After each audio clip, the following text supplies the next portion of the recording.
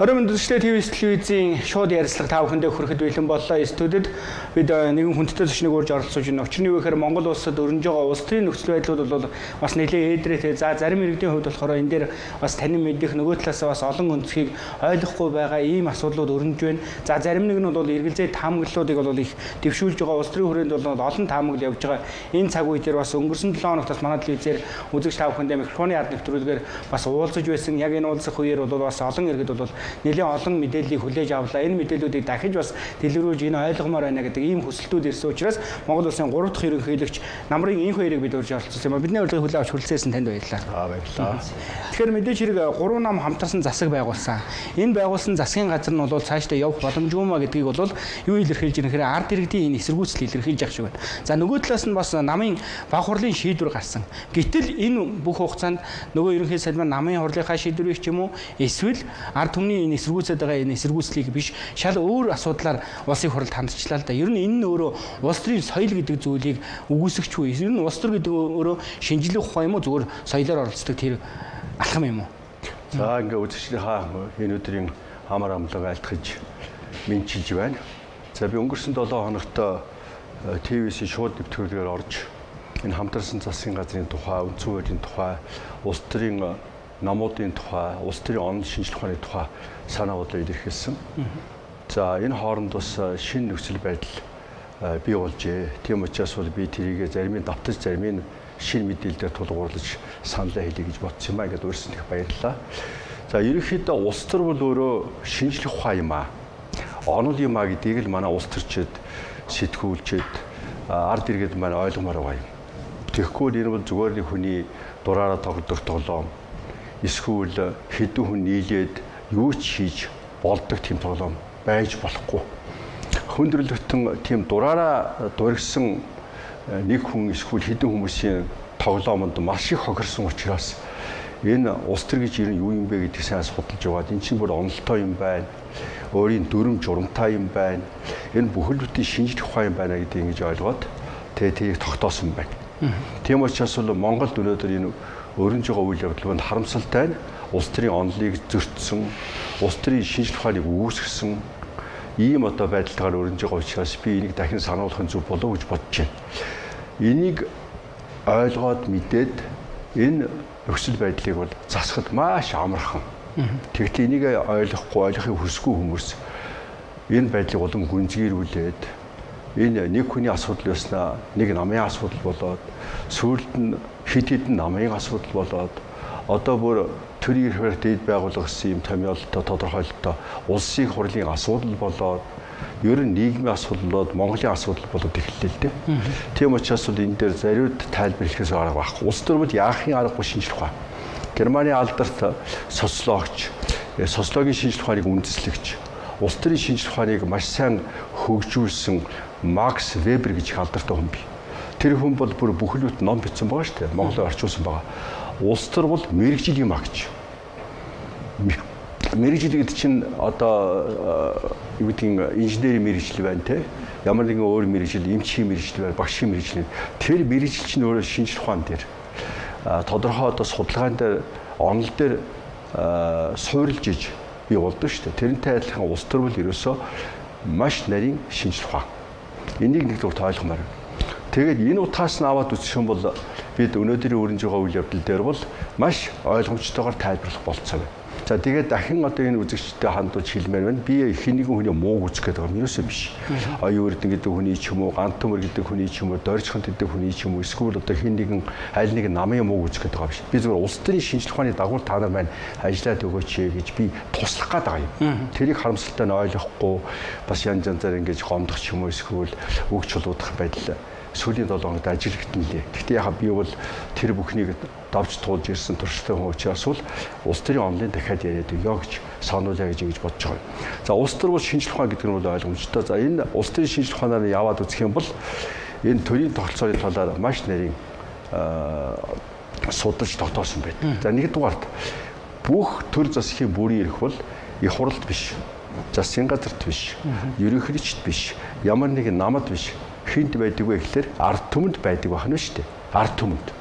Тийм учраас одоо ингэж жагсаж байгаа залуучуудад тэр эрх мэдэл байдгийн байна. Тэрс ерөнхийсэд биш.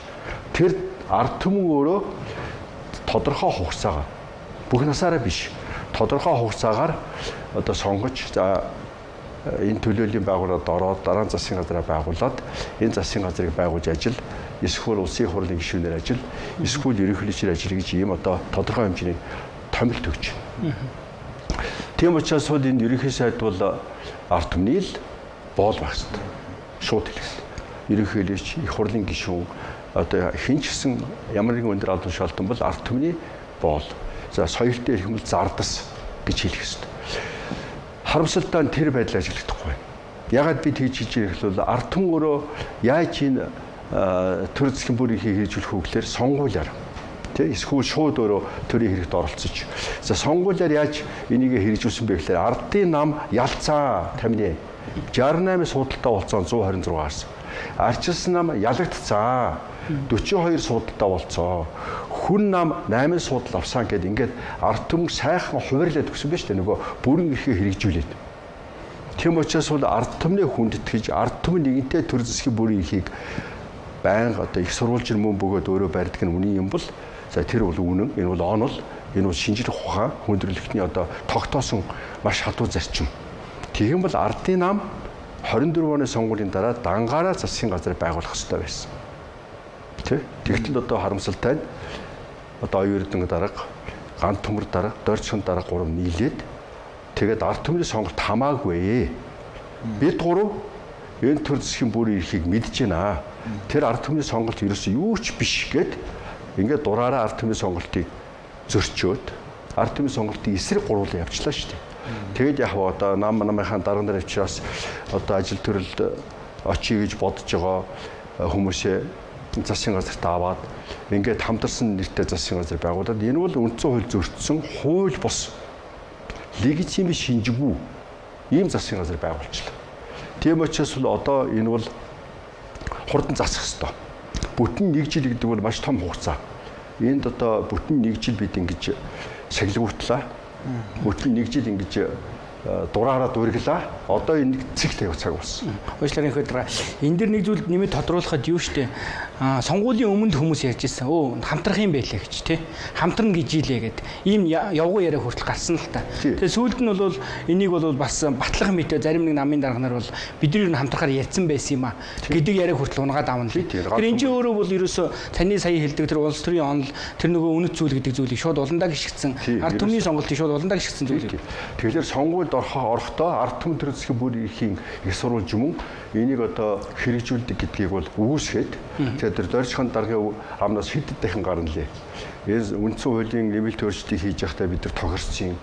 Одоо ингээд дандаа л хамтдаа засгийн газраа байгуулнаа гэж. Гэхдээ тэр чинь хэн нэг нь ялаагүй бол тэгдэг байхгүй юу? Одоо Германд тэгж байна. Германы жишээг манай оюун эрдэнэ дараа ярих их дуртай, тий? Шинэ Зеландын жишээг ярих дуртай. Айл жишээг ингээд ямар бид нар чинь одоо юу ч мэдэхгүй улсууд биш дээ энэ чинь. Герман, Шинэ Зеланд бол яг л онлоор явдаг байхгүй юу? Яг шинжлэх ухааныхаа дагуу улс төр хийдэг улс учраас их амжилттай хөгжиж байна. Тэнд хариуцлагатай төр засаг байна. Ягаад гэвэл яг шинжлэх ухааны онлынхаа дагуу явдаг учраас Германд яасан? Айлч нам нь ялаагүй. Харин нэг нам нь хамгийн олон судал авсан. Тэгэхээр тэр намаас санаачлаг аваад нөгөө намуудаа ураад хамтарсан засгийн газар байгуулсан. Шинэ Зеландд яасан? Бас л тэгсэн. Тийм учраас бол одоо энэ ард түмнээ ингэж басамжилсан, ард түмнийхээ сонгуулийг уландаа гიშгсэн энэ одоо сахилахгүй байдлаа, энэ хариуцлагагүй байдлаа хаяад энэ гурван том намын дарга гурван аим сахилгуутай байх юм бол ард түмэн ч гэсэн бас сахилгуутай шүү дээ. Тий. Нэгэр дарга энэ дэр нэг асуудал байгаа юм л да. За стандарт бус гэдэг нь бол ойлгомжтой болчлоо хамтарсан засгийн газар тийм үү. Гэтэл эн чинь өөрөө бүр арьчлалын үнд зүйлээс ухарчлаа. Нөгөө бид хэд чинь 35 жил одоо арьчлалын хөгжүүлэн боожуулна гэж зөндөө юм яриад ирсэн байж байгаа. Өнөөдөр нөгөө Жудгийн Баярмаа гишүүн хэвлэн байгууллага ихтэй бас ноцтой юм ярьлаа л да. Олон улсын байгууллага дүн гаргахтаа одоо судалгааныхаа дүнг танилцуулахдаа манайхыг сонгуультай авторитар дэглэмтэй улс гэсэн байна. Эн чинь бүр одоо тийм дэлгэм рүү явах гэж штэ тий. Тэр энийгээ эртгэн засаа. Ялангуяа тэр том хэлбэрээ харна. Арчил гэдэг үнд зүйлээ хар гэдэг ингэж ярьж байна л да. Тэгэхээр энэ бүр тэр хэмжээгээр бүр томорсон гэсэн үг. Сонгуулийн авторитар дэглэмийг бол би өгнө ойлгохдоо яг элбэгдэрчин толгойлж ирсэн мананг одоо тэндээс эхэлж Улбаатай гэж бодож тэндээс эхлээд энэ Европын орнууд энэ арчил хөгжсөн орнууд ингэ судалгаа хийж байгаад өнөөдөр тэр нь бас тодорхой хугацаанд нэлээд хожуу бас гарч иржээ. Суурь нь тэнд тавьжээ гэж ингэж би ойлгодог. Манан номер 1 одоо Илвэгдэрч Баяр эдэр тий хамтраад энэ ман нэгийг байгуулад тэгээд тэрийг стандарт бус гэж нэрлээд явсан шүү дээ. Бид бол тэр гашуун түүхийг үзээ тэр дундуур хохироод ард түмэн одоо тэрийг үзий ядаад таниад мэдээд энэ хуудас хаагцсан гэж бодсон чинь харамсалтай нь манай хоёрдын дарга гант төмөр дарга дөрсөн дарга бол манай хоёрыг байгуулсан. Тэгэхээр өнөөдөр яг тэр гадныхан чинь бас их сүрхий маш их сайн судалгаанд тулгуурлаж ажиллаж байна. Өнөөдөр бас сонгуулийн авторитар дэглэм. Яг л сонгуулийн үр дүн тоодоггүй дэглэм чинь авторитар дэглэм байхгүй. Сонгуулийн хэлбэрийн хувьд бол явуулдаг. Тэ? Яхавд аль нэг нам нь ялж байгаа ч юм шиг ялгцсан ч юм шиг. Тэр бол хамаагүйгээд ард түмэн хинч биш. Ард түмэн зүгээр одоо цагаан цаас бид юу ч хийснээр тэр л ард түмэн тэгж одоо бодно гэж бодоод тэгээд 3 дарга нийлээд сахилгуутаад эсвэл одоо яг нэг үгүй хэлэх юм бол одоо хариуцлагагүй ажиллаад арчлаа ууландаа гიშгээд тий тэгээд энэ хариуцлагатай тогтолцоог гэж эвдээд тэгээд энэ манай хоёрыг төрүүлчихлээ шүү дээ. Тийм учраас одоо энэ алдаагаа хурдан засах хэрэгтэй. Үнэхээр энэ 3 дарга хамтарч засгийн газар байгуулж байгаа үед бол манад сонгуулийн авторитар дэглэм байна. Тэгээ энэ бол сонгуулийн авторитар дэглэм байгаа нөхцөлд бол гадаадын хөрөнгөөр бол орж ирэхгүй. Яг бол айн шүү дээ чинь сонгуулийн авторитар дэглэмд бол 3 дарга яриад шийдчихдэг бол энэ бидний өмч хөрөнгө баталгаагүй юм байна. Тэ 3 дарга яриад шийдчихдэггүй бид нар одоо тэнд очиод хууль дүрм журам үйлчлэхгүй юм байна. Хуулийн судлаач нэмэр алга. Тэр 3 даргад нь авилга өгье. Эсвэл аргалыг, эсвэл танил талаар нь тойруу шууд замаар ингэж ямар нэгэн байдлаар нөлөөлж иж асуудлаа шийдээгээд гадаадын хөрөнгө оруулалт, дотоодын бизнесийн бол энэ авторитар дэглэмээс бол хохирно. Угаасаа манай тогтолцоо эдийн засгийн тогтолцоо харамсалтай нь зөвшөөрлийн эдийн засаг гэсэн юм тогтолцоо. Лицензийг хэн зөвшөөрж байна? Архивын зархыг хэн зөвшөөрж байна? Ерөөсө бүх төрлийн зөвшөөрөлтөд тогтсон эдийн засаг байхгүй юу? Тэгэхээр төр засагт ойрхон намуудад хандив өгдөг компаниуд зөвшөөрлийг хамгийн түрүүнд авдаг учраас үлээ томорчдөг.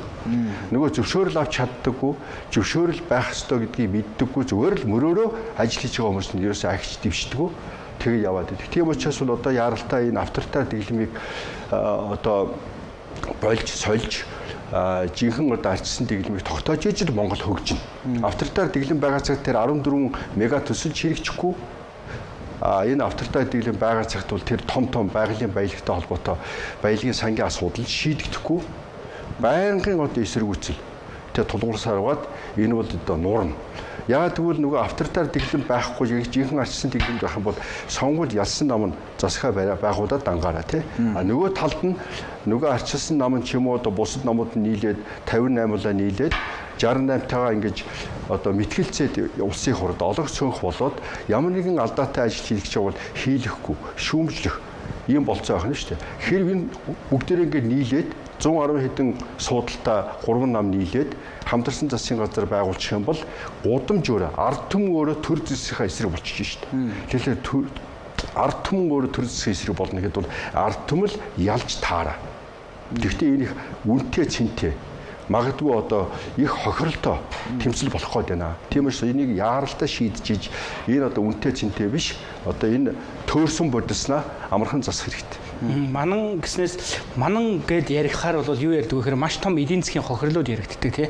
Манан гэдэг ойлголт гарч ирсний дараагаар ямар их эдийн засгийн хохирлууд дээрэс нь ямар олон хүмүүсийг хилмигдүүлсэн бэ гэдэг ийм асуудал яригддаг. Тэгвэл манан хоёр гараад ирсэн бол энэ хохирол ер нь байгаа юу? Та энэ дээр ер нь ямар мэдээлэлтэй вэ? Одоо жишээ нь найрааны засгийн газар гэдгийг бол ерөнхийлөгч хөрсгийн хувьд бол тодорхойлсон л та. Одоогийн засгийн газрыг бол битгий найраан дундаа яваатай гэд харагдчихгүй 126-гийн 111 одоо нам гэх нь хаашаа нэг хүнжилд орчгооч одоо тэрийг тэгж хэлэх нь аргагүй юм шиг ойлголт төрөөд байгаа.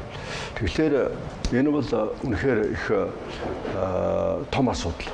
За манай нэгэн үед бол яасан бэлээ нөгөө оюутлахын гэрээгээд нэг юм бодлонтой гэрээ байгуулсан.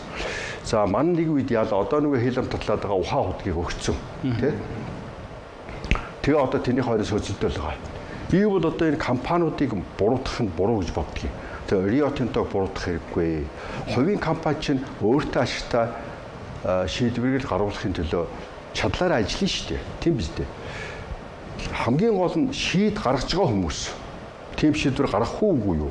Монголынхаа ард түмэн, Монгол улсынхаа эрх ашигыг бодох уугүй юу гэдэг чинь тэр албан тушаал хашиж байгаа хүмүүсээс шалтгаална. Тэгэхээр Rio Tinto алдаад байгаа юм биш. Яг тэр шийдвэр гаргаж ирсэн баяр тий. Одоо энэ шийдвэр гаргахад дэмжижсэн элбэг дөрж нар энэ оюутгын гэрээг муу гэрээ хийхэд бол ямар нэгэн байдлаар одоо оролцсон байна. Түнш Rio Tinto буруутгах хэрэггүй. За ухаан худгийг бол тэр оджгалыг буруутгах хэрэггүй. Оджрол чинь хинч байсан бизнесмен юм чинь өөртөө ашигтай шийдвэр гаргахыг бодно. Тэ? Тэгтэл тэрийг баяр ерөнхий сайд засгийн газрын хуралдаанд тэмдэглэл мэгтэй нэг юм гаргаад тэгээд Наранхүүгээ тэр сайдад үүрэг өгөөд Наранхүү нь одоо өөрөө эрх мэдлээ хэтрүүлээд ерөнхий сайдынхаа үүрэг даалгаврын дагуу ийм шийдвэр гаргачлаа. Тэгэхээр тэр оджгалыг буруутгах тэр баяр Наранхүү нар алдаа гаргаж ий гэж. Ингэж бид одоо нөгөө төр засаг өөрөө цэцэрх хэрэгтэй байхгүй юу? Тэгэхгүй тэр компани захирлыг л илдвэр балбаад идэг нөгөө албан тушаалтууд ийм буруу шийдвэр гаргасан хүмүүс нэгэ дууга чив чимээг ингээд байгаад идэг. Харин ч одоо энэ засгийн газар зөв гэсэн юм зөвлөгөө өгöd байж штэ.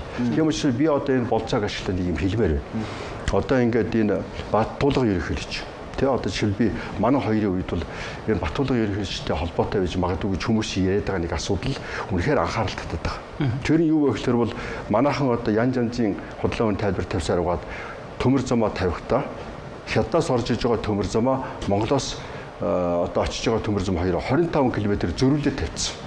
Өндөр нам тавьсан. Тэгээд 25 км-ийн хол тавьсан.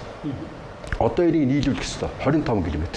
Тэгэхээр тэрний төлөө одоо энэ оюун ерөнхий сайд хятадын нөхдүүдтэй уулзаад тэр China Energy болоо тэр том компанитай уулзаад тэр компанид бол онцгой эрх өгч байгаа юм. Одоо манай хоёрын үед бол тий энэ бол одоо их тийм эргэлзээтэй шийдвэр боллоо шүү дээ. За ямар шийдвэр болсон бэ гэхээр 25 км зам тавихын тулд төмөр зам тавьж нөгөө манайхны бодлуулсан хоёр төмөр замыг хооронд нь нийлүүлэхийн тулд бол 16 жилийн турш жил болгон 20 сая тонн нөөц авна гэж. За ингээд 16 жил болгон 20 саяар бодох юм бол 320 сая тонн. За 320 сая тонныг $100 бодож болно нэг тонн. За яг $75 бодъё тий. Тэгээд тооны машинтай хүмүүс одоо телевизэд хараад үзэж байгаа сууж байгаа тооны машинаа гаргаад бод. Би бол зүгээр харуу ханаар бодоход нэг 24 орчим тэрбум Америк доллар болж штэ. Тэгээ 24 орчим тэрбум Америк доллар болж. За тэгээд нөгөө хиймэл оюун ухааныг бид нар ашиглаж янз янзын тоо эсвэл одоо эргэлзээтэй асуудлуудад хариулт олоход их амархан болчихлоо. За тэгээд би хиймэл оюун ухаанаар бас энэ тухайн үеийн асуудал ярьж байхад нь судаад үтсэн л дээ.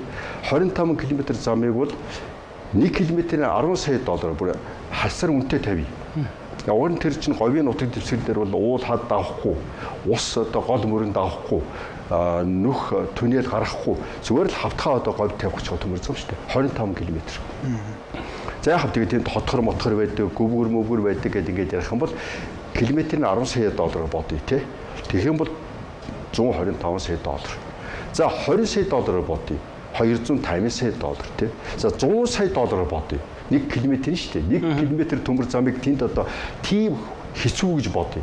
Энэ тийм байхгүй нөгөө метро тавихад одоо тийм байж магадгүй газар доо. Тэгээ газар дээгүүр тавьж байгаа 100 саяар бодъё. $2 тэрбум. Тэгтэл зар өгч байгаа нүүрс нь $24 тэрбум. Тэ? Бодоод үзтээ $24 тэрбум нэг талд байдаг. Нөгөө талд нь төмөр зам тавихад 2 тэрбум гэж бодъё л дээ. Тэгээ 22 тэрбум хажиж ба. Ягаад тэр 22 тэрбумны тухай ерөөсөй ярихгүй байна. Ягаад гэвэл манай хоёр байна. Арч нам ярихгүй байна. Хүн нам ярихгүй байна. Ардын нам ярихгүй. Ягаад гэвэл манай хоёр үссэн байна шүү дээ. Тэгэхээр би China Energy-г буруутаад байгаа юм биш шүү. Энэ төмөр замтай холбоотой бодлоонд манай Баттулга ерөнхийлөгч их оролцсон. Тэгэхээр хүмүүс одоо сэжиглэж шүү дээ. Баттулга ерөнхийлөгч өөрөө ерөнхий сайд ойрхон учраас энэ одоо өөрийнхөө дутуу барьсан эсвэл ямар нэгэн байдлаар одоо гүйцээгээгүй эсвэл алдсан нөгөө зөрүүлсэн 25 км-ийн зөрүүлсэн төмөр замыг одоо энэ хил амнаас халахын тулд ерөнхий сайдыг янз янзаар шахаж агаад ганц төмөр даргаыг дойрчхон даргаыг шахаж агаад тэгээд тэр хятадын талд 24 тэрбум долларын нөөц өгөөд 2 тэрбум доллар бүр хамгийн үнэтэйг нь бодоход 2 тэрбум долларын ажил хийлгэж байгаа биш үстэй гэж хардж штэ. Тэгэхээр би бол одоо гэж хэлмээр байгаа. Одоо энэ Баттуулга ерөнхийлөгчд зөвлөмөр байгаа. Тэгээ ерөнхийлөгчийн ажил хийж байсан хүн тий ингэж дүүнэрээ ийм хэрэгт орохоор ажил хийлгэж болохгүй. Тийм ёс суртахуунгүй байж болохгүй. Баяр иргэшэд би зөвлөмөр байгаа.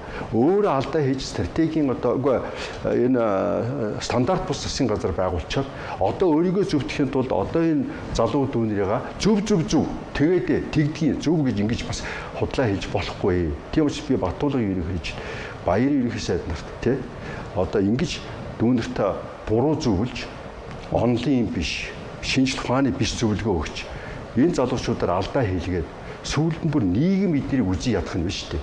Тэгж одоо энэ дүүнэрээ одоо эдгээр айгуу нөгөө оюутны ерөнхий сайдууд их сайн хүмүүс юм санагдаж байгаа баг.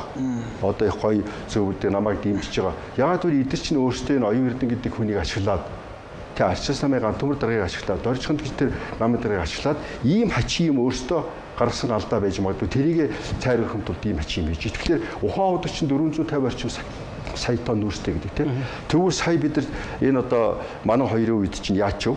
320 сая тонны нүүрс ингэж өчөж. Тэгэхээр чинь баг адилхан биш үү? Тэгвэл ухаан удыг яагаад шүмжлээд байгаа? Тэгэхээр ухаан удыг шүмжилж байгаа бол China Energy-тэй холбоотой асуудал дээр бол дахин одоо сайхан гэрээ хийгээд би хятадын нөхдүүдийг буруутгаж байгаа биш. Манай монголчуудын өөрсдийн байж байгаа царай. Анхныхаа өгч байгаа буруу зөвлөгөө. Дүүнэрийнх нь одоо онлоо мэдхгүй, шинжлэх ухаанаа мэдхгүй, эсвэл огцорно гэж айж байгаагаас болж үүсч байгаа ийм одоо буруу тогтолцоо чинь өөрөө ийм байдалд хүрэж штэ. Тийм учраас би одоо харин сайн санаад оюун эрдэнэ маань бити алдаасаа, гант түгэл бити алдаасаа, тий доржихонд бити алдаасаа гэж бодож зөвлөж байгаа. Ийм одоо муухай бити хийгээч. Энийг чинь ард хүн тэнийг биш мэдээд байгаа учраас, таамаглаад байгаа учраас эсэргүүцээд байна. Тэгэхээр одоо элбэдэрч үед те Баттулгын үед бол баярын үед бол ийм алдаанууд гарсан байна. Тэгвэл одоо энийг битээ давтаач. Энэ дээр нэг юм байгаа юм л да. Юу гэдэг дүр хэсгсэн арчилгээд одоо таны ярьдаг хүмүүс одоо зөндөө ярьцсан. Энэ өнгөрсөн 35 жилийн одоо энэ түүхэнд бол дүр хэсгсэн арчилаар явж ирсэн. Бид нар энэ 35 жилд их алдсан баярч буруутай, инхвэрч буруутай, Баттулгач буруутай бид нар бүгдээр нь буруутай гэдэг. Тэгэхээр яг та нэг өнгөрсөн лөө хараач ер нь алдсан онсон бид нар тэр юм байна. За та маш чухал point сая хэллээ. Энэ манан үүсэнгүүд харин ч илүү хийдит юм биш үү гэж. Харин. Тий. Харин нөгөө хяналт байхгүй болчихж байгаа байхгүй. Тэгээ энэ дэр нэмээд тодорхой энийг эсэргүүцэж ярих энэ дээр маргалдах мэтгэлцэх явдал их хурал дээр байхгүй шүү дээ. Их хурал дээр зүгээр гараа өргөл дууссан. Энэ дээр нэмээд тодруулахад ихэд одоо жишээ нь ард иргэд нь эсэргүүцчихээр энийг нөгөө өнгөрсөн 35 жилийн хин нэгнийг хэлээд энэ л араас нь төрхирж байгаа юм. Энэ л эдрийг энэ залуучуудыг зогсоож байгаа юм гэдэг ийм л өнцөг явуулчлаа л да. Ийм л өнцгөр тайлбарладаг болчлоо. Үнэхээр тийм зүйл болоод одоо ингээд ардын намын хурал болоод тэг хамтарсан засгийн газар буруу тий ардын намч бас тулхтай нам байна шүү дээ. Ингээд судалж байгаа нэг жил төвчлээ. Намын даргаахаар гаргасан саналыг бас яхав нэг үзье гэж бодоод яхав цаанаа дургүй байсан ч гэсэн ингээд нэг ажлаа явуулахын тулд засгийн газараа байгуулахын тулд ингээд ажиллаа болохгүй байна гэдэг нь бол ойлгомжтой. Тэгээд ардын нам шийд гарлаа шүү дээ. Тэгэхээр л илбэдэр зүсэж гарч ирээл. Нэхэлэх оюун эрдлөө дайрах юм. Үгүй одоо болооч илбэдэр чи зүгээр л дугаа байл та. Эсвэл зөв зөвлөгөө өгдөө надтай адилхан. Юу гэж ингэж энэ оюун эрдэнэ хэрэлдээд байгаа юм бэ?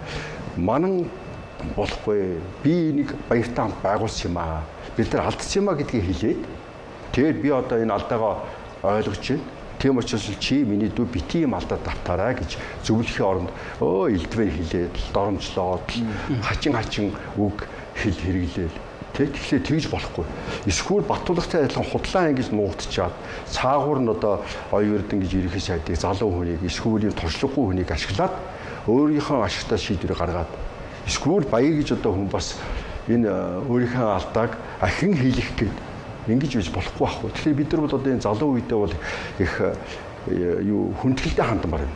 Залуучуудыг одоо юм идэхгүйгийн те туршлагагүйгийн далимдуулаад тэгээд тарих толгойг нэргүүлээд тэгээд одоо юу ч хийсэн болно гэсэн маягтайгаар ингэж өөгшүүлээд тэгээд эн чинь явж ийн Монгол улс өөрөө сонгуулийн авторитар дэглэм болтлоо гэж унлаа шүү дээ. Ингэж 35 жилийн алдаан дээр. За 35 жилийн алдаа явд бол би ингэж 35 жил мэдээж ирэг алдаач байсан, онооч байсан. бүхэлдүүдийн хуучин тогтолцоороо шинэ тогтолцоороо шилжиж ийн гэдэг бол маш том хувьслын шин чанартай үйл ажиллагаа. Энийг бүхэлдэнд одоо муухай байсан гэж хэлж болохгүй. Бүх дэлхий тэгсэн юм чинь. Энийг Монгол одоо тэхгүй байж чадахгүй. Бүх дэлхий тэгсэн. Нэг хуучин тогтолцооноос шинэ тогтолцоороо шилжсэн байна. Энэ бол маш том одоо өсрэлт. За хоёрдугаар бид сонгуул хийдэг боллоо. Сайн муучсан тий. Сайн муучсан олон намын тогтолцоотой боллоо. Сайн муучсан хувийн өмчтэй боллоо тий. Сайн муучсан үжил баримтлалаа чөлөөтэй илэрхийлдэг боллоо. Сайн муучсан жагсаа зуглаа хийдэг боллоо. Сайн муучсан өөрөөр шашинд одоо итгэдэг, биширдэг, шүтдэг боллоо. Сайн муучсан одоо гадаад харилцаа хөгжөөд урд өмнө сургийч бар сонсож байгааг улс орны тэргүүнүүд тий. Одоо энэ жилигээд Японы эзэн хаа ирэх гэж штэ. Сая Австрийн ерөнхийлөгч ирээд явлаа. Энэ мэтэр ингэж хийсэн амжилт зөндөө. За тэгээ Оросын их хөрийг тэглээгээд ярил өөрийгөө ярьсан гэж хэлж магадгүй. Тэгэхдээ одоо энэ Оросын их хөр гэдэг чинь нөгөө өнгөрсөн 70 жилийн бүтээн байгуулалтыг хийхдээ Монголын ард түмний хоримтлуулсан үрийг бид одоо ингээд энэ шинэ үед тэр хуучин үеүүд энийг шийдэж чадаагүй. Цэдэн Балдар гэдэг шийдэж чадаагүй шүү. Бид шинэ үед одоо багаараа ажиллаж байгаад Оросын нөхдөдтэйгээ ярьж байгаад шийдвүүлж чадсан. Эдийн засгийн тусаар тогтолцоо бас ямар нэгэн байдлаар оллоо. Гэхдээ алдаа бас байна. Одоо ингээд манан үүсгэсэн байна. Тэ? Ахаад энэ алдааг давтаж хэрэггүй. Тэгтэл манай хоёрыг үүсгэжлээ. Тэгэхээр манай ерөнхий сайд бол тэгж ярих дуртай л да. Нэг талын бас үнэн, нөгөө талын бас туйшрал. Энэс 35 жил тэр аяараа муухай. Одоо энэ дөржихонд ч гэсэн их тэгж ярих юм. 35 жилийн гацаа гэж тэр худлаа ярих юм. Яа юу гацсан юм? Яав зарим одоо бүтэхгүй юмуудыг хийлэхгүй бид нар засч яасан. Тэр утгаараа их хурлаас завсарлага авч яасан. Жасаа зуглаа хийж яасан. Гэхдээ тэр чинь гацаа биш байхгүй да. Тэр чинь арчил байгааг нь шинжтэй. Их хурл дээр одоо бид нар бол олох цөөхөрөөр маргалдаад. Хоёрдугаарт бол ардын навчин 16 оны сонгуул тий 20 оны сонгуул дээр 63 65 62 сууд авчихсан шүү дээ. Тэгэхэд хийгээвэл тэрийг хийж болох л байсан шүү дээ. Заавал хамтрахгүйгээр хийж болох л байсан шүү дээ. Яагаад хийгээгүй юм? Тэр ардын намын асуудал бусад номууд энэ саад болж чадахгүй байсан. Тэгээд одоо өнөөдрийн 14 мега төслөөс төсөл битгий хэлэм хийж болох байсан. Тэр цагийг маш сайхан одоо болцоо алдсан байна. Манайх парламентын засаглалтай гэж ингээл ярьдаг тий. Гэхдээ нэг үе үеийн энэ ерөнхий сайдын зөрчлүүд ерөөсөн өөрчлөгдөхгүй л байна л да. Таны хувьд хүртэл одоо ерөнхий сайд байхдаа ерөнхийлөгчөөс баг бандтай хүчтэй муудаж исэн тохиолдол байдаг. За таныг ерөнхийлөгч байхад бол баяртай муудаж исэн тохиолдлыг бас бодож байна. Одоо ингээд яг ерөнхийлөгч хөрсөх оюун эрдэнэ хоёр муудчлаа. Муудсан учраас өнөөдөр оюун эрднийг ингээд огцруулах асуудал юм уу эсвэл оюун эрднийг энэ улс төрөөс гаргах асуудал яригдж байна ч гэдэг юм уу. Ийм хандлага нийгэмд явж байна л да. Энэний гол зөрчил юундаа байдгийг үнэхээр тэр парламент манай засаглалын хэлбэртэй байна уу эсвэл энэ өөр асуудал байна уу хувь хүмүүсийн асуудал байна. Тий яг нэг тодорхой асуудлууд ингээд ярих юм бол их ойлгомжтой. Жишээл би баяр ерөнхий сайдтай бол оюутлах асуудлаар маргалдаж ирсэн байна тий. За 5 толгой ухаан удгийг өгч болохгүй гэж маргалдаж ирсэн байна тий. За төрийн албаа хаагчдыг жишээлбэл нам бус болох ёстой гэж би үзэжсэн байна ерөнхийлөгчийн хувьд. Яг л төрийн албаа хаагчд ямар нэгэн намын гишүүнчлэлтэй байх хэлээрээ ингээд талцаад хуваагдаад намынхаа даалгаврыг биелүүлээ төрийн алба бол өөрөө намчирсан болчлоо. Энийг одоо засъя гэж ингэж бас маргалдаж ирсэн байна. Ингээд ярих юм бол ингээд янз янз шийдвүүд байна. За 7 сарын 1-нийг одоо баяр илбэгдэж хоёр тий. Хоёр том намын дарга нар хоёр талаас нэг нь одоо эс үйлдэлээр нөгөөт нь үйлдэлээр ингээд дэвэргэж байгаа тэр залуучуудын одоо жагсаа зуглааныг зогсуулж айл хэдийн зогсуулж болох юмыг аль талаас ингэж дэвэргэж байгаа. Тэгээд тэр нь 5 сайхан залууг амь насанд төрлөө гэж маргалж ирсэн юм байна. Гэхдээ яг хөө энэ бол одоо хувь хүмүүсийн хоорондоо маргаа эсвэл одоо ерөнхий сайдын хоорондын маргаан байж гэж тайлбарж болно. Тэгтээ нэг тогтолцоо нөө. Манайх одоо дэлхийд байдаг. Эсвэл парламент засаг, эсвэл ерөнхийлөгчийн засаг. Ерөнхийлөгчийн засаг их хайгаад байгаа. Уг нь ерөнхийлөгч засаг гэдэг чинь зүгээр л засгийн газраа ард түмнээ сонгоцсон ерөнхийлөгч толгоолно гэсэн үг шүү дээ. Америкийн нэгдсэн улс одоо Трамп ерөнхийлөгч ард түмнээ сонгогдвол засгийн газраа л толгоолж байгаа байхгүй да. Парламентд оролцохгүй гэсэн үг. Тэр утгаараа давхар дийл тэр Трамп ерөнхийлөгчийн засгийн газарт орж байгаа хүн бол давхар дийл өмсөхгүй. Яг л нөгөө ард түмнээс сонгоцсон парламент бол засгийн газар бол ерөнхийд дамжуулаад ард түмнээр сонгосон засгийн газар бүрдэж штэ. Тэр бол одоо парламентээс тустай байх хэрэгтэй гэдэг утгаараа ингэж давхар дийл өмсдөг. А нөгөө талдаа бол парламент засаг байдаг. Тэр нь одоо хүчтэй нам гэсэн үг. Хүчтэй нам. Одоо ингээд манайх парламентын засаглалыг хөгжүүлээ, төлөвшүүлээ гэж их ярьдаг. Жишээлбэл одоо оюун эрдэнэ дарга өөрөө одоо энэ товтон ганц төмөр дараах дөржихэн дарга бол товтонд парламент засал хөгжүүлээ гэж яриад шүү дээ. Тэгсэн мөртлөө энэ гурван маань яг өөрөө парламентын засалыг бүр санаатай эсвэл санамсаргүй нураах, устгах үйл ажиллагаа явуулж байгаа байхгүй юу? Яг л энэ намууд чинь энэ сонгуульд дээр чинь оюун эрдэнэ гэж ороогүй шүү дээ. Яхаа жагсаалтынхаа ихэнд ч юм уу эсвэл ямар нэгэн тойрогдож нэр дэвсэн. Тэгээд дөржинд бол жагсаалтынхаа ихэнд ч юм уу Ганбаатар ганц төмөр жагсаалтынхаа ихэнд оюун эрдэнэ бол өөрийнхөө одоо тойрог дээр очиж нэр дэвсэн. Ерөнхийдөө харин ард түмнөөсөө сонгогдсон. Оюун эрдэнэ дарга бол ардын намыг толгойлж орсон. Нөгөөдөл нь тэгээд арчилсан нам хүн намыг толгойлж орсон. Тэгэхээр намд санал өгдөг байхгүй ард түмэн чинь. Тийм учраас тий парламентын засгалд бол нам хүчтэй байдаг. Муу байна уу, сайн байна уу хамаагүй нам хүчтэй байдаг. Тэгэхээр энэ нам хүчтэй байдаг учраас намын дарга нар ерөнхий сайд болдог байхгүй юу? Тий намаа толгойлж сонгуульд орсон учраас. Тэгэхээр одоо бол ингээд их сонин тэгээд байдал үүссэн байгаа. Ерөнхийдөө ч өөрөө бас их туршлагатай улс төрч байна. Яг одоо залуу хүн гэхэд бол их туршлагатай байна. Ерөнхийдөө ч харин миний харж байгаагаар бол миний харж байгаагаар бол миний одоо авч байгаа мэдээлэлээр бол харин парламентын засаглыг дэмжих гэдэг байгаа байхгүй.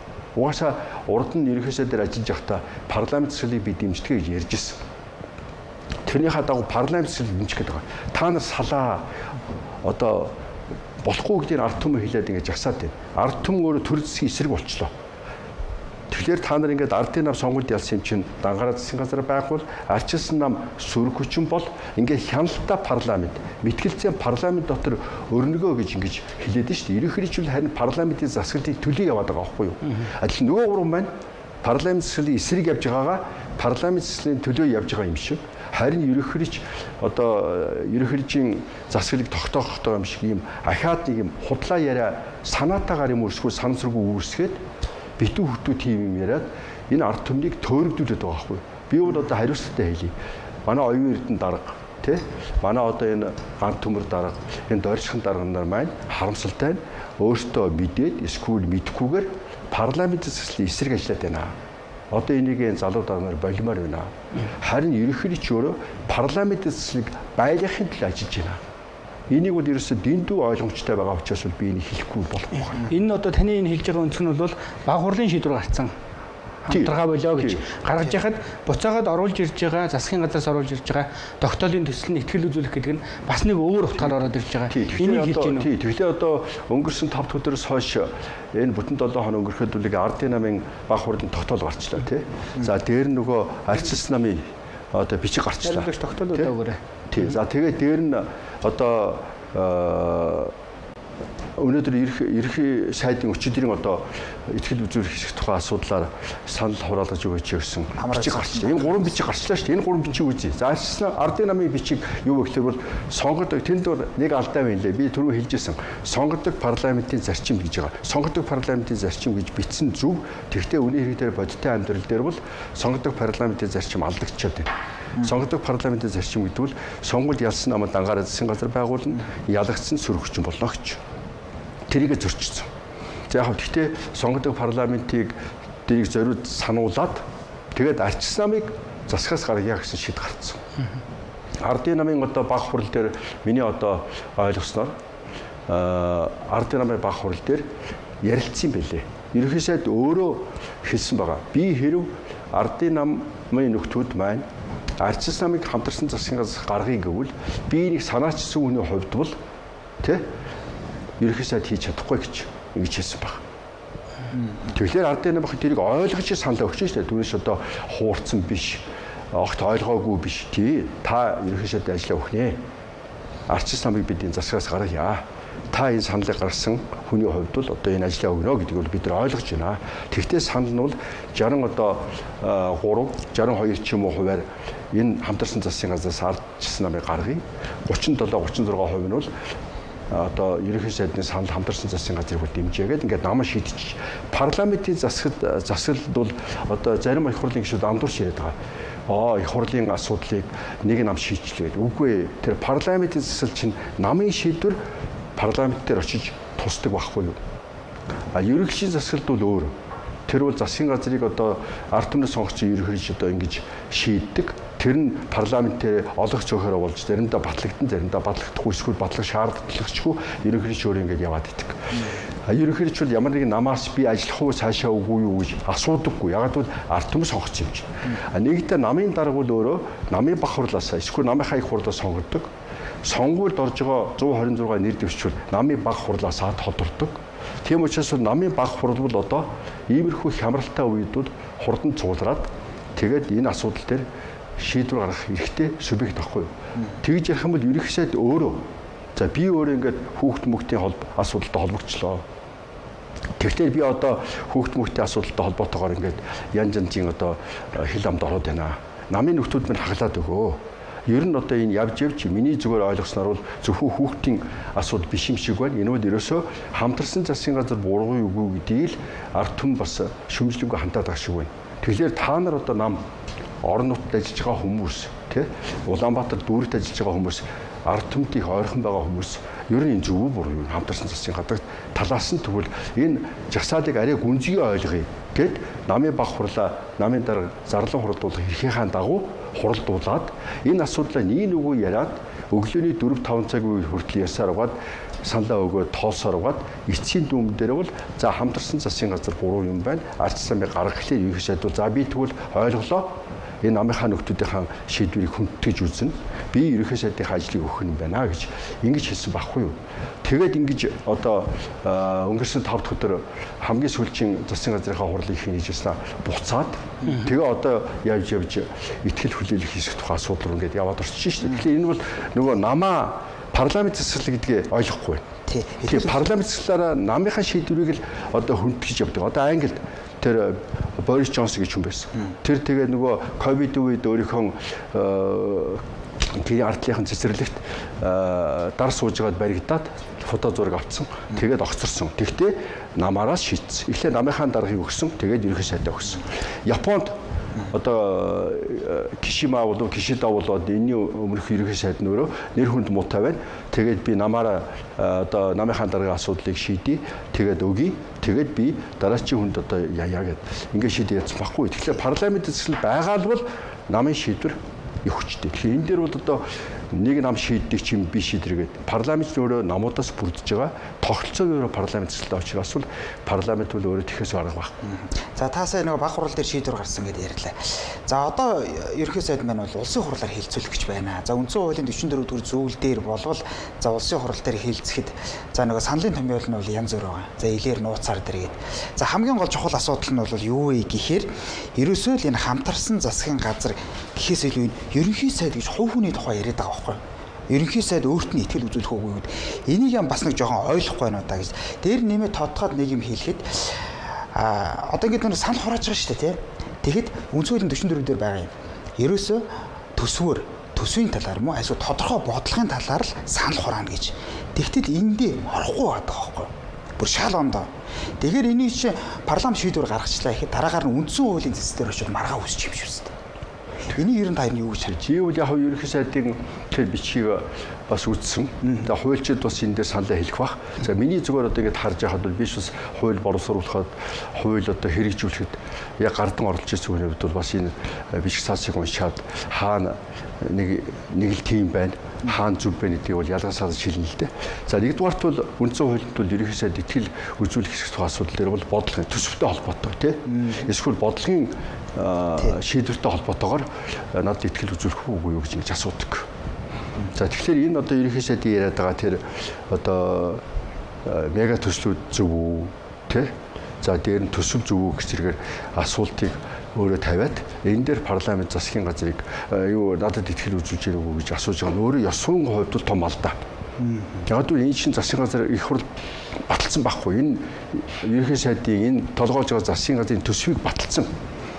Тэр 14 мега төсөлтэй холбоотой бодлогын бичиг баримтыг баталсан. Тэгэхээр их хурлыг дайжгинж байгаа юм шиг. Та нар баталсан бичиг баримтаа батлах юм уу үгүй юм уу гэж асуугаад батлныг өөр төгөл би үлдэн гэсэн ийм одоо тэг хөөрхөн гэж хүүхэд хуурж байгаа юм шиг юм хийх гэж байгаа байхгүй. Энэ бол ерөөсөө болохгүй. Яг бол их хурл өөрөө баталсан асуудлыг ахиж асууж болохгүй. Харин тэрний 3 дахь бодлого байна лээ. Энэ парламентын тогтолцоо зөв үү буруу юу гэсэн ийм одоо асуулт тавьж байгаа юм болов уу гэж би ойлгосон.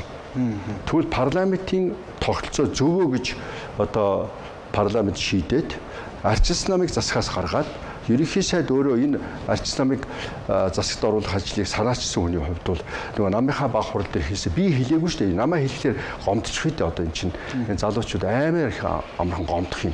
Тэгэхээр би зүгээр нөгөө парламент дээр үгүй баг хурал дээр өөрөө хэлсэн байхгүй юу? Би энэ асуултыг санаачсан үнэ. Хэрэг одоо намын нөхдөө та нар ардчилсан намыг засгаас гаргах юм бол би энийг санаачсан хүний хувьд бол огцорно гэж болно гэж ингэж хэлсэн байна шүү дээ. Тэгэхээр парламентын засаглалыг бэхжүүлэх үгүй юу гэдэг асуултыг бол энэ ерөнхийдөө өөрийнхөө одоо бичгэнд оруулсан гэж би ойлгосон. Тэгэхээр тэр бол бодлогын асуудал байж болох юм. Тэгвэл тэрэн дээр нь одоо парламентын одоо ардчилсан намаас асуух хэрэгтэй. Парламент засаг зөв үү? За ардын намаас асуух хэрэгтэй. Парламент засаг зөв үү? Хүн намаас. Тэгээд тэр гишүүд бол парламентын засаг зөв гэвэл ардын намын гишүүд 68 уулаа. Түүнээс зарим нь одоо би хамтарсан засгийн газрыг дэмжинэ гэж имэрэд юм лээ. Юу гэсэн үг юм бэ? Намын нэр дээр нэр дэвшчээд нам нь өөрөө ингээд маргалдаж байгаа шийдчихэд хахад дураараа тэгж ярьж болохгүй шүү дээ. Ямар одоо бие даага шийдсэн. Би дааж нэр дэвшээ сонгогдсон хүн биш те. Тэгэхээр тэгээд дээр нь парламентын засаглалд чинь намын шийдвэрээ хүндэтдэг, намын шийдвэрийн дагуу асуудлыг шийддэг. Тэгээд парламентын засаглалыг бэхжүүлэх гэж байгаа бол тэгвэл одоо ардчилсан намыг засгаас гаргана гэд. Тэгээд тэрний дагуу одоо ерөнхий сайд бол би тэгвэл нөгөө нам дээрээ ярьсныхаа дагуу энэ асуудлыг санаачсан хүний хувьд бол би ерөнхий сайдын ажиллаа болёо гэд. Арай жоохон өнөөдөр би утсан хямралыг энэ одоо гүнзгий хараад шийдээд гарчих бүрэн болцсон. Энэ ерөөсөө ингэж намын хямрал болгоод тий харин ардын нам чинь их туршлагатай нам учраас бол энэ хямралаас цэвэрхээ гарчихсан шүү дээ. Ерөнхий сайд чөрөө хүслээ тийм ээ бид нар авч хэлцлээ. Тэгээд хамтарсан засгийн газар хэрэггүй юм байна. Ардчилсан намыг гаргая гэд. Хэрв одоо ардын намынхан байна ерөнхий сайдыг өмөрөөл нөгөө хүүхд мөхтийн асуудалтай хутгалдаад ингэж ярьсан бол жагсагчд ардын намын гадаа очиж шүү дээ. Тэгэхээр бол ардын намын гадаа энэ жагсагт очих ямар ч болцоогүй. Яг тэгвэл ардын нам өөрөө ардчилсан нам сөрөг хүчний хий ардын нам дангаараа засгийн газараа байгуул тэгээд бие бинийгээ хянаад ажил хийдэг шийдвэрийг ардын нам гаргаж чадчихээн. Одоо нөө 126 гишүүнтэй парламент хүчтэй боллоо. Одоо илүү боллоо 76-аас илүү боллоо гэдэг ийм ойлголтыг төрүүлэх гээл ядаж байгаа парламент төр яг энэ зовлон авчираа тавьчихж байгаа хөө. Одоо нөгөө ардын нам асуудлаас ингээ ангиж ирсэн байхад эргээд одоо парламентын асуудлаас яаж ангиж ирэх вэ гэдгийг ойлгох болчихлоо. Тэгээд зөөвлийн зөрчилтэй болоод нэг чулуу дөргивол бүх чулуу дөргидэгтэй адилхан нэг алдаа чинь өөрөө ингээд араасаа аюулгүй болон алдаа эсвэл хүнд байдлыг ингэж араасаа одоо татан гаргаж ирдэг байхгүй юу. Тэгээд ерөнхий сайдын ганц төмөр даргын тэр доржихан дарга нарын энэ анханасаа ингэж буруу байгуулсан засгийн газар маань өөрөө явж өгч намуудын хувь заяатай холбоотой болж. Тэгэхээр би бол нөгөө ардын намынхаа одоо энэ сонгогчдын итгэсэн итгэлийг хүндэтгээд сонгогчтой хүндэтгээд ардын намын хүндэтгээд ардын намын шийдвэрийг хэрэгжүүлээч гэж би ерөнхий сайдаас хүсэж байна. Тэ? За ардчилсан намынханд бас хандж хэлбэр. Би яг ардчилсан намынхаа сайдчмууд жолно одоо жил ингэж ажиллаж ирсэн. Ардчилсан нам өөрөө бас алга болох гэж байна. Энэ чинь ардын намч алга болох гэж байна. Энэ гурван даргаас болоод ардын нам нь өөрөө хагарах гэж байна, алга болох гэж байна. Ганц төмөр даргаас энэ гурван даргаас болоод ардчилсан нам нь өөрөө хагараад алга болох гэж байна. За хүн намын мэдхгүй одоо хагарах гэдэг юм уу эсвэл байгаа юм байхгүй мэдхгүй одоо тэр дорчхон дарга бол өөрөө тэрийг мэднэ. Гэхдээ айл нам нь одоо Монголд хэрэгтэй гэж Монголын сонгогч сонгосон биз дээ. Тэ? Тэгэхээр лидер чинь ингээд өөртөө санаатаагаар намын дарга нар намаа устгаад байна шүү дээ. Парламент заслаа устгаад байна шүү дээ. Энийг яагаад ойлгохгүй байна.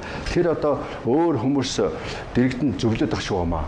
Би одоо ингээд зөвлөе гэж 2-3 сар уулзъя гэдээ уулзах чадахгүй байгаа. Яг бол нэг намайг ийм яриа гэж мэдээд миний одоо энэ ярих нь өөрт нь таалагдахгүй учраас бол нөгөө өндөр албан шууд очлоо зөвхөн таалагддаг юм сонсдог. Таалагдахгүйгээр сонсдоггүй болчдөг. Тийм одоо бас өвчтөе бүглээд юм л дээ. Тэгэхээр яг нөгөө таалагдсан юм би ярихгүй учраас надтай уулзахаас жоохон ингээ болгоомжлоод идэг. Таалагдсан юм яриад байгаа одоо тэр магадгүй одоо тэр Баттуулга ерөнхий ч юм уу, Баяр дарга ч юм уу одоо тий энэ одоо Ямбаатар дарга ч юм ингээд дэрэгднийгээ хүмүүс байна шүү дээ. За та өстө бууж өгч болохгүй шүү. Та өстө ингээ байхгүй болохоо байлаа шүү. Таал байж ич л одоо энэ Монгол хөгжин чигшээ эсвэл одоо танаас л бүх юм шалтгаал гэж ингэж одоо нөгөө хүнийг одоо эргэлзээнд оруулаад тэгээд онгроогоод эсвэл айлгаад нөгөө хүний данд эмоцн дээр тоглоно. Нөгөө оюун ухаан дээр нь биш. Оюун ухаан дээр тоглох юм бол энэ бол ерөөсө 2D нэмэх нь 2 нэмэх нь 4-тэй адилхан бодлого байхгүй да. Тийм байна, болохгүй байна гэд шийдчих.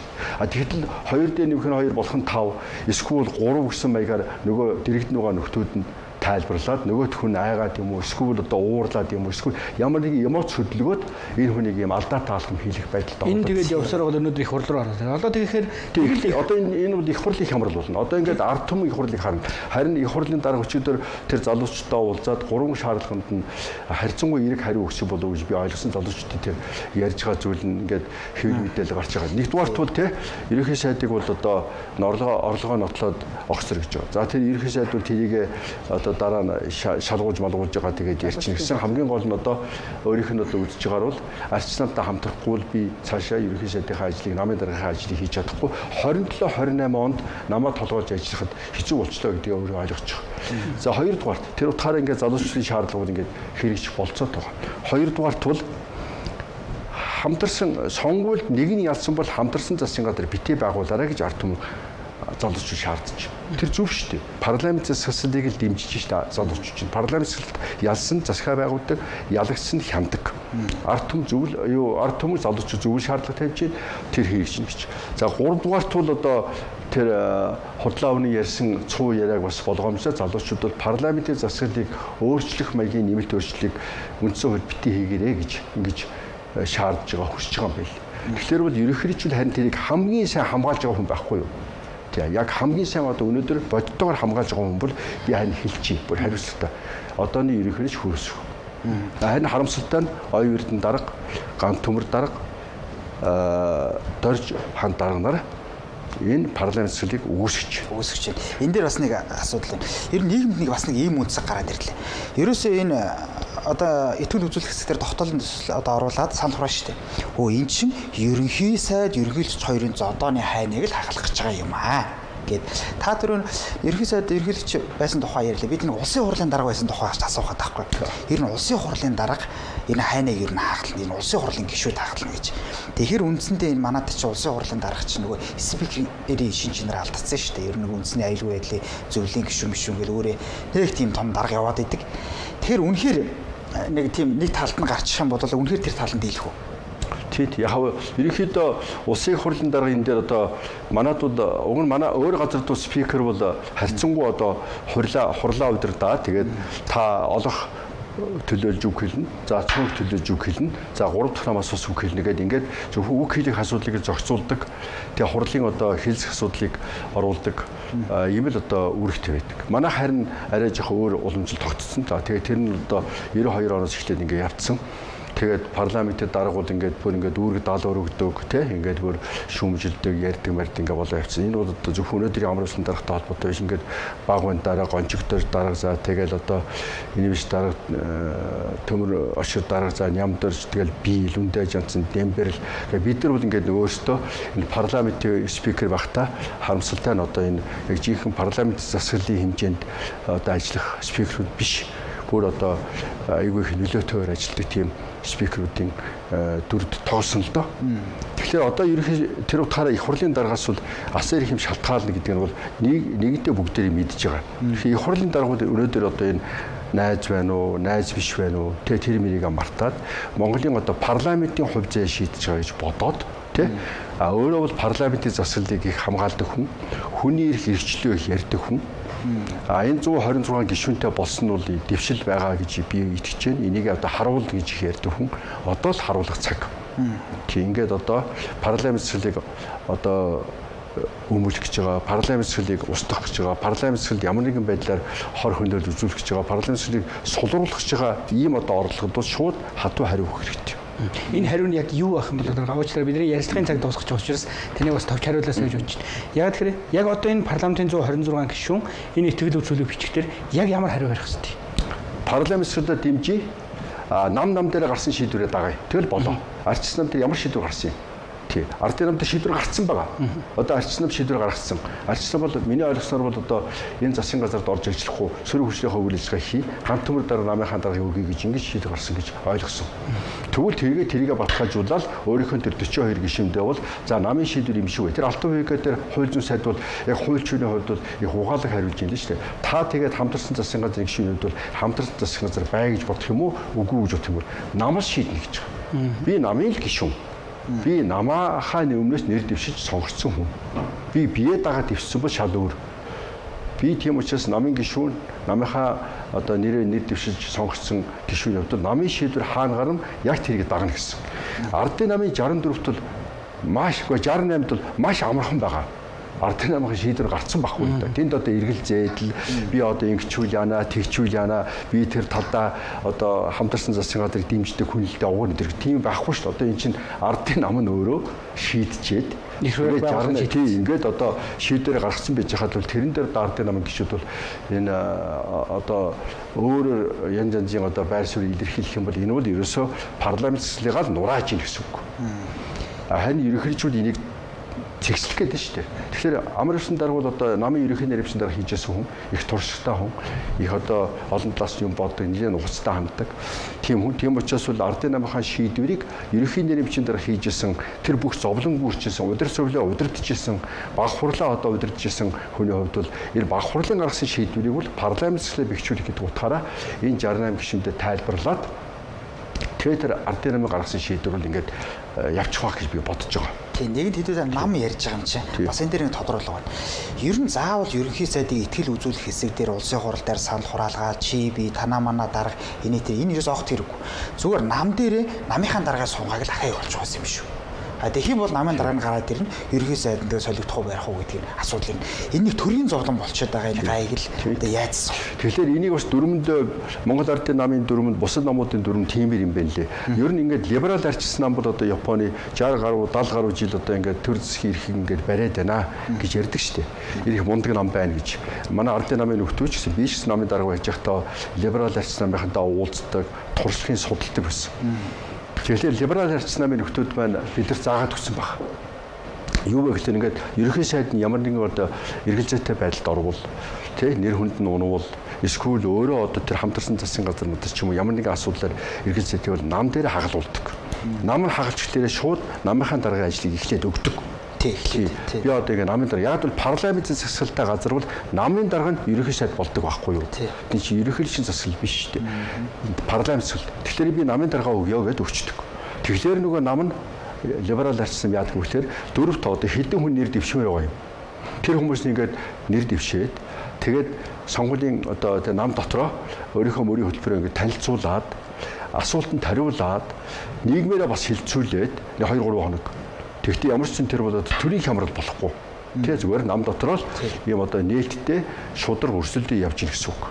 Би бол одоо ингээд энэ Содбаатар дарга, Зандашдар дарга, Амар сайхан дарга тий. За тэгээд одоо магадгүй өөр хин байдгийн. За тэгээд залуу үеэс хүмүүс дээр уучрал тэмүүлэн хэний ч одоо энэ ажлыг хийж чадна. Гэхдээ өрсөлдөх хэрэгтэй. Тэгээд өрсөлдөх юм бол ингээд намын нөхдүүд бол ардын намын нөхдүүд бол бие бинийгээ сайн тань хамгийн гайгүйгээл гаргаж ирнэ. Тэгээд ард түмэн бол бас тэрэнд их талархалтай ханддаг юм л Японы ард түмэн. Ой ингээд нэр хүнд нь ингээд янз янзын байдалд орсон намынхаа даргаас салж чадчихээн. Дотроо ингээд нээлттэй сонгуул явуулж чадчихээн. Тэгээд тэр одоо сонгуулийнхаа дагуу нэг хүн гаргаад ирлээ. Тэрийг бид бас таньдаг хүн байна. За тэгвэл одоо энэ засгийн газар тэгээд ингээд энэ хүнгээд ерөнхий сайд болоод ингээд цааш явах нэг ч. Энэ их хурл зовхгүй. Зүгээр одоо ингээд ихтгэл үзүүлэх хийсэх төсөв унах юм бол харин Японд бол төсөв унах юм бол тэгвэл төсөвтэй холбоотойгоор ихтгэл үзүүлэх үү. Бодлогын одоо 14 мега төсөл унах гэвэл надад ихтгэл үзүүлэх үгүй гэж авч гардаг. Тэгтэл 14 мега төсөл батлагчаад байдаг. Төсөв нь батлагчаад хахад ахиж одоо ихтгэл үзүүлэх үү гэдэг чинь өөрөө ерөнхий сайд бол өөрөө маш муу аргаар гэх юм уу.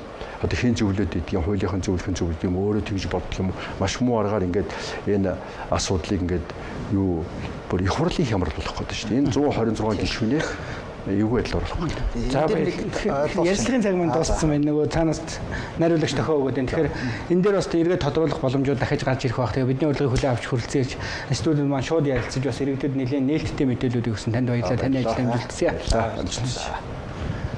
За үзэгч та бүхэндээ шууд ярилцлага маань хүрлээ. Энэ удаагийн зочноор Монгол Улсын 3 дахь ерөнхийлөгч намрын хин хоёр оролцож улс төрийн нөхцөл байдлуудын талаар та бүхэндээ ерөнхий ойлголтыг өглөө.